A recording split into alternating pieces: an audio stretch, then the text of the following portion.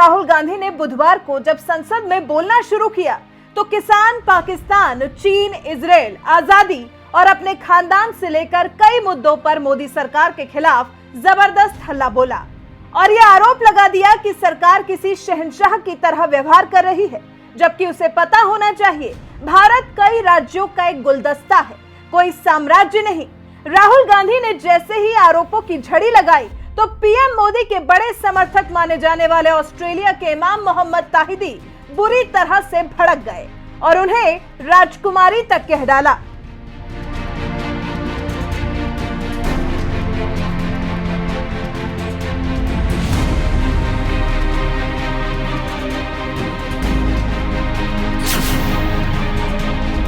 दरअसल संसद में कांग्रेस की ओर से बोल रहे राहुल गांधी ने कई मुद्दों को उठाते हुए कहा कि भारत की आज दो विजन है। एक ये कि भारत राज्यों का संघ है जहां बातचीत और साझेदारी के माध्यम से निर्णय लिए जाते हैं, और दूसरा ये कि शहंशाह के हुक्म से शासन किया जाता है। भाजपा की यही दोषपूर्ण दृष्टि हमारे देश को कमजोर कर रही है। संविधान में भारत को राष्ट्र नहीं कहा गया है, भारत राज्यों का संघ है, यानी फूलों के गुलदस्ते के समान है। सरकार को इतिहास का ज्ञान नहीं है, बिना संवाद के लोगों पर राज नहीं कर सकते। हर राज्य की अपनी संस्कृति, भाषा, इतिहास है। केंद्र राज्यों पर कोई दबाव नहीं बना सकता है। हमारा देश साम्राज्य नहीं है, देश को केंद्र की छड़ी से नहीं चलाया जा सकता। कांग्रेस नेता राहुल गांधी ने जब पीएम मोदी पर शहंशाह बनकर किसी साम्राज्य की तरह देश चलाने का आरोप लगाया तो ऑस्ट्रेलिया से इस पर कड़ी प्रतिक्रिया सामने आई है और पीएम मोदी के कट्टर समर्थक माने जाने वाले मुस्लिम धर्मगुरु इमाम मोहम्मद ताहिदी ने उनके इस बयान का जवाब देते हुए कहा कि अगर भारत साम्राज्य नहीं है तो आप एक राजकुमारी की तरह क्यों व्यवहार कर रहे हैं। इमाम मोहम्मद ने जैसे ही राहुल गांधी पर राजकुमारी की तरह व्यवहार करने का आरोप लगाया तो उनके इस ट्वीट पर तरह तरह की प्रतिक्रियाएं सामने आने लगी। एक ट्विटर यूजर ने लिखा, भारत साम्राज्य नहीं है, ये एक ऐसा व्यक्ति कह रहा है जिसके परिवार ने देश पर 60 साल से भी ज्यादा समय तक राज किया। प्रथम गोयल नाम के ट्विटर यूजर ने तंज मारते हुए लिखा, सर बड़े ही सम्मान के साथ कहना चाहूंगा, हमारे राहुल गांधी को कुछ मत कहिए, वो बीजेपी के मेन असेट हैं। नीरज पांडे नाम के ट्विटर यूजर ने राहुल गांधी की ओर इशारा करते हुए लिखा, सर आप भारत को कई भारतीयों से बेहतर समझते हैं, वो भारत के एक स्टैंड अप कॉमेडियन है। अपने ट्वीट में इमाम मोहम्मद ने जिस तरह से राहुल गांधी का मजाक उड़ाया उस पर सेंट्रल वक्फ बोर्ड काउंसिल के सदस्य रईस पठान भी हंस पड़े। ट्विटर यूजर श्वेता ने तो राहुल गांधी को प्रिंसेस कहे जाने पर प्रिंसेस व्हाट अ सटायर लिखा है। जब से ऑस्ट्रेलिया इमाम मोहम्मद ताहिदी ने राहुल गांधी के बयान का मजाक उड़ाया है, सोशल मीडिया पर कुछ इसी तरह की प्रतिक्रियाएं आ रही हैं। वैसे आपको बता दें, इमाम मोहम्मद ताहिदी अक्सर भारत के समर्थन में बयान देते रहते हैं। अभी कुछ ही दिनों पहले जब कश्मीर में भारतीय जवानों ने जैश-ए-मोहम्मद के कमांडर जाहिदी वानी को ढेर किया था तो इमाम मोहम्मद ताहिदी ने सेना के साथ साथ मोदी सरकार की तारीफ करते हुए कहा था कि भारत स्वर्ग में एक मजबूत अर्थव्यवस्था बनाने के साथ ही हजारों नौकरियां भी पैदा कर रहा है। आज 5 जिहादियों की 72 हुरों से मुलाकात करवाई।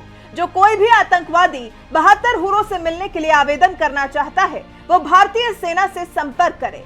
इतना ही नहीं, मोदी सरकार ने जब कश्मीर से अनुच्छेद 370 हटाया था तो उस वक्त भी इमाम मोहम्मद ने मोदी सरकार की खूब तारीफ की थी, और अब जब राहुल गांधी ने संसद में मोदी सरकार पर जोरदार हमला बोला तो इमाम मोहम्मद ताहिदी को बर्दाश्त नहीं हुआ और उन्होंने तंज मारते हुए कह दिया, अगर भारत साम्राज्य नहीं है तो आप एक राजकुमारी की तरह क्यों व्यवहार कर रहे हैं।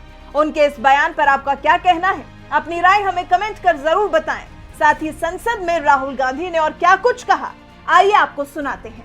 भाई मेड इन इंडिया करने के लिए स्मॉल और मीडियम इंडस्ट्री को ही बड़ा करना पड़ेगा। बिना स्मॉल और मीडियम इंडस्ट्री को सपोर्ट दिए मेड इन इंडिया हो ही नहीं सकता है। और अगर आप पूछते हैं तो मैं आपको बताता हूं, मैन्युफैक्चरिंग जॉब्स की अगर हम बात करें तो मेरे पास आंकड़ा है यहां पे, पिछले 5 साल में मैन्युफैक्चरिंग जॉब्स 46% कम हुए हैं। 46% drop in manufacturing jobs in India. Why? Because you have destroyed the unorganized sector. Why? Because you've destroyed MSMEs. That is why you're focusing completely on 5 or 10 people. I don't have a problem with that. I don't have a problem with big industry. Focus on them. But please realize that they cannot produce jobs for you. Small and medium industry is the only people who can produce jobs for you. That is the reality. और हो क्या रहा है, 2 हिंदुस्तान बन रहे हैं, आप यहां पे भाषण देते रहते हो, नया Hindustan, new India, make in India, और कौन से नारे हैं, स्टार्टअप इंडिया। आप ये बोलते रहते हो और देश में बेरोजगारी फैलती जा रही है। और आप ये मत सोचिए कि ये जो गरीब हिंदुस्तान है जिसको आप बना रहे हैं, ये मत सोचिए कि ये चुप बैठा रहेगा। ये मत सोचिए कि ये चुप बैठा रहेगा, ये चुप नहीं बैठा रहेगा। इस हिंदुस्तान को सब कुछ दिख रहा है। इस हिंदुस्तान को दिख रहा है कि आज, सुनिए, इन लोगों को दिख रहा है कि आज, ये आंकड़ा आप सुनिए, ये आपकी सरकार की देन है, ये आंकड़ा अच्छी तरह सुनिए। इस गरीब हिंदुस्तान को दिख रहा है कि आज हिंदुस्तान के 100 सबसे अमीर लोगों के पास हिंदुस्तान के 55 करोड़ लोगों से ज्यादा जायदाद है। बात समझिए, 10 लोगों के पास 40% हिंदुस्तान से ज्यादा धन है, 10 लोगों के पास। यह कैसे हुआ? यह आपने किया, यह नरेंद्र मोदी जी ने किया। और तो मैं आपको एक सुझाव देता हूं, प्रधानमंत्री जी को आपको सुझाव देता हूं, ये जो 2 आप हिंदुस्तान आप बना रहे हैं, इन 2 हिंदुस्तानों को जोड़ने का काम जल्दी से शुरू कीजिए। स्मॉल एंड मीडियम इंडस्ट्रीज की मदद करना शुरू कीजिए। जो हमारे बेरोजगार युवाएं हैं उनकी मदद कीजिए। और ये जो आप पूरा का पूरा धन इन्हीं 5-10 लोगों को दे रहे हो, क्योंकि ये आपकी मार्केटिंग करते हैं, आपको टीवी, व्हाट्सएप, फेसबुक पे लगाते हैं, ये काम आप बंद कीजिए, नहीं तो देश का नुकसान होगा। आपका नहीं, देश का नुकसान होगा। तो पहला मेरा सुझाव यह है। नंबर 2 और नंबर 3 भी है, अभी आएगा वो। और वो जो आपने 60 साल की बात कही थी, वो नंबर 3 में आएगा। Now, I'd like to speak. There are. आप तो now there are 2 competing visions of this country, which is frankly the main difference between us and them. If you read the Constitution of India, you will find, and many of my colleagues who have not read it should look at it, you will find that India is described as a union of states. India is not described as a nation, it is described as a union of states. What does that mean? That means my brother from Tamil Nadu has to have the same right as my brother from Maharashtra, as my sister from Maharashtra, as my brother from Uttar Pradesh, as my brother from Bihar, as my sister from Manipur, Nagaland, Mizoram. That's what it means. What it means, Jammu Kashmir, of course, Jammu Kashmir, Nagaland, of course, Andaman Nicobar, of course. That is Lakshadweep. Now, what is the difference? You have to understand this. This is a serious matter. I would like to have your view on it. And I would like this Parliament House to start serious discussions instead of the type of discussions that we're having. That is why it is serious. It is serious, and I would like a serious response. Right? What I heard, frankly, what I heard in the first address today was not serious.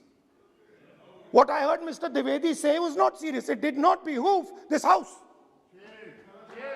It was not at the standard that this house should be used to. It is not at the standard that India should watch. Now, let me come back to the discussion. Let me come back to the discussion, Speaker Sir. There are two visions.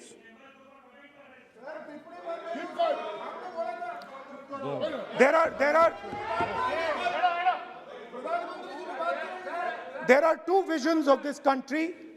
One vision that it is a union of states, meaning it is a negotiation, meaning it is a conversation. Meaning, I go to my brother in Tamil Nadu and I say, what do you want? And he says, this is what I want. And then he asks me, what do you want? And I say, this is what I want. It is a partnership. It is not a kingdom. Remember that. You will never, ever in your entire life rule over the people of Tamil Nadu. It cannot be done. You will never, ever in your life rule over these other people. Please listen to what I'm saying.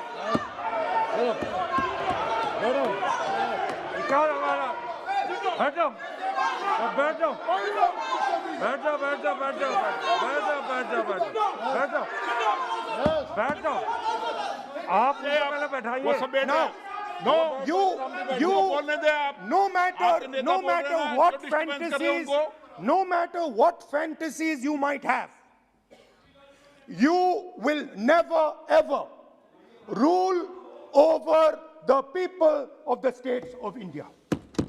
It has never been done in 3,000 years. Never ever. The only way India has been ruled. And you can look at any empire you want. You can look at Ashoka the Great. You can look at the Mauryas, you can look at the Guptas, you can look at anyone you want. It has always been ruled by conversation and negotiation. Now, what is the problem? The problem is you people are confused.